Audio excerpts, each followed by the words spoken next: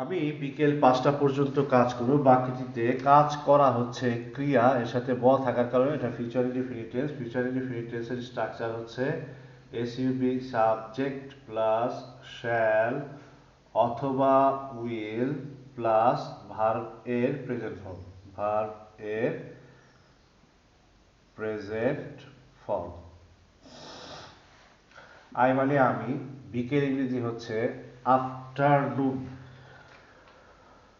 বিকেল ইংরেজি হচ্ছে আফটারনুন, অথবা আমরা পিএম এম বলতে পারি। বিকেল 5টা, এটার ইংরেজি বলবো অ্যাট 5 PM, অথবা at 5 PM in the afternoon, সেটা বলা যেতে পারে। অ্যাট 5 PM মানে হচ্ছে বিকেল 5টা, এই পিএম যেহেতু দেওয়া আছে বোঝা যাচ্ছে। পর্যন্ত থাকার কারণে এখানে অ্যাট না বসে বলবে টিল, পর্যন্ত। তাহলে টিল 5 PM মানে হচ্ছে বিকেল 5টা পর্যন্ত।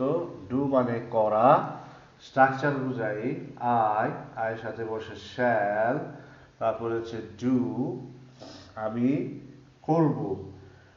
কি করব? দা ওয়ার্ক, কাজটি, আমি কাজটি করব টিল 5 PM, অথবা I shall work till 5 PM।